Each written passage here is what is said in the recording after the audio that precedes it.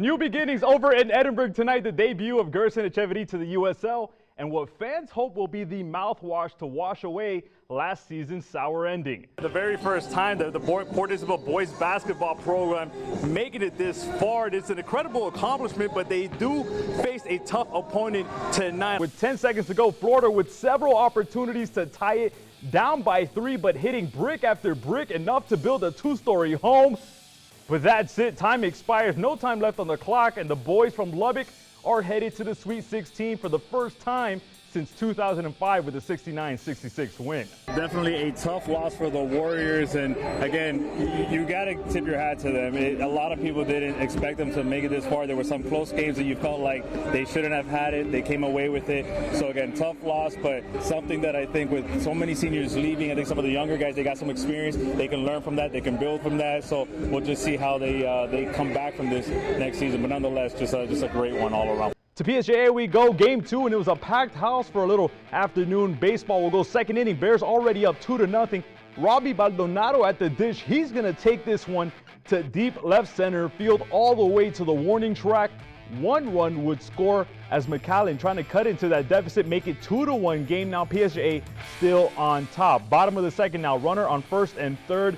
Bulldogs trying to get the force at second. Bears in a bit of a pickle, but McAllen unable to connect there at first. Runners gonna advance as now the Bears extending to their lead. They would go on to take game 2 and tie the series with the 12-2 win. The clinching game 3 currently underway right now. That one tied at 1. We'll get you updated tonight at 10. Yeah, this is my buddy Scooby. I had to bring him on. He's awesome. But yeah, no, it's a big one tonight. The Toros looking for that first elusive win, and of course, trying to look for that home cooking tonight against Orange County. And, you know, it really has been a tough go-around for Gerson Echeverria in his first year with the Toros. Like you mentioned, no wins, but there have been some close games. There have been some games where they've led, haven't been able to kind of keep the foot on the throttle and come away with the win. But they're welcoming an Orange County squad that is actually better on the road than they are at home. 3 games, 3 wins, undefeated on the road. So they're a little challenging tonight for the Toros, but some little silver lining, if you say so. The Toros actually have never trailed at home. They've never lost a game at home. Come here, Scooby.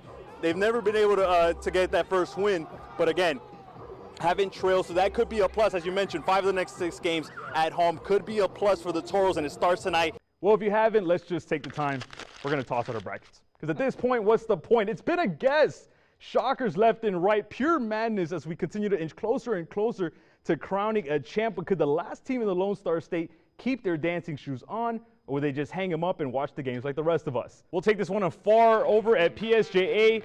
We'll fast forward into first inning between these two. Second for the Falcons, it was a hit and run nailed to perfection. JJ Sanchez with the single to right. Joseph Munoz gonna make his way home without a problem, and he's pumped as Los Fresnos gets on the board first.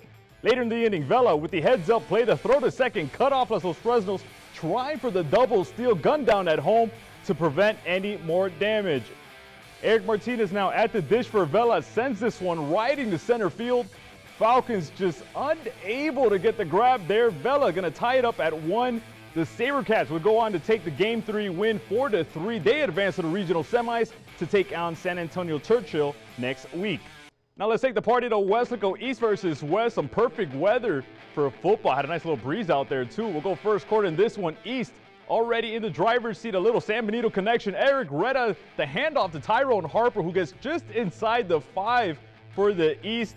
And then on the very next play, Harper again gonna bulldoze his way into the end zone to put the East on the board first. Little celebration there for Harper, but here come the West in answering back. Nate Garcia from Edinburgh Vela with the little hot potato scoop to Brandon Guzman, finds his way into the end zone from inside the 10, and just like that, we've got ourselves a ball game. Later in the second, Mercedes' own Mark Ledesma with a fake handoff, showing off the legs, showing off the speed as he gets inside West territory there. The West would storm back and lead by as many as 11, but the East coming back late, they get the win, and of course the bragging rights with the 25-21 win. It's been all hardcore training, and knowing that we're going to go to nationals, it's more pushing more to the limits. Esmeralda Navarro continues to train and punch her way to the history books. After becoming the first Valley female fighter to compete and win the Texas State Golden Gloves, she now has her eyes and gloves set for Golden Gloves Nationals in Omaha, Nebraska. It's like, okay, the pressure's on to show that girls are able to do the same thing as guys. For the first time in its 90-plus year history, female fighters will compete alongside men. Previously, the Women's National Golden Gloves had taken place at a separate time and location. So far, everything has been the same and just pushing more and more rounds. With a number of wins already under her belt, Navarro hopes a win at Nationals would mean more to women than just another check in the win column. To show that they're able to be more successful and to keep going and to push themselves to no matter what.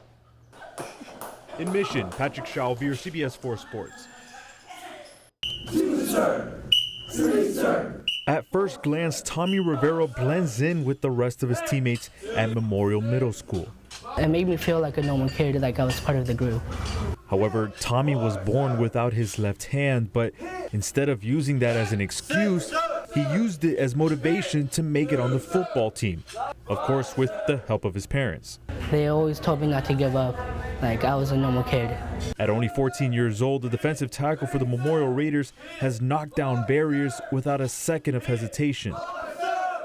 Even in the weight room, Tommy has managed to lift through obstacles even with just one hand. Video of Tommy working out hit social media and has since spread, garnering support and cheers from fans all across the valley. Feels good to know that there's gonna be people out there that will root for me and help me out. He says his love for Cardinal football is to thank for his never quit mentality with the goal of one day becoming a Cardinal. I got inspired and I just wanted to do other stuff like them. I got to meet them and they said I can do anything. And for those who find themselves in tough, almost impossible situations, just keep doing what you're doing and don't stop. In Harlingen, Patrick Chalvire. Raiders on 2! 1-2 Raiders! CBS 4 Sports. For the first time in program history, the Edinburgh Vela SaberCats are hitting the road and headed to the Sweet 16, and oh, how sweet it has been. It feels really amazing to come together as a team finally and make history and just keep making history for Coach Pettis. He really deserves it after all the hard work we put in. The team received a community send-off Thursday before their 6A regional semifinal game against San Antonio Churchill. We got a pretty good chance of winning. We just got to do our part and play as a team and just compete. And that's what we're hoping for. We wanted to be the last ones playing, and we've achieved that goal. Now we got to go do our business and win. You know, that's the bottom line. The last few seasons have been like trial and error, ultimately fielding a team that the school has never seen before. We put a lot of practice here at school, but even on our off time, we're putting practice in the batting cages. We come together as a team, we eat together, we build more chemistry, and everything just falls into place. This weekend, however, is more than just baseball. It's not just about us. We're playing for something bigger than just us. Following the news of the fatal shooting at Santa Fe High School, Coach Hyman Perez, a Houston native, felt his team needed to show their support.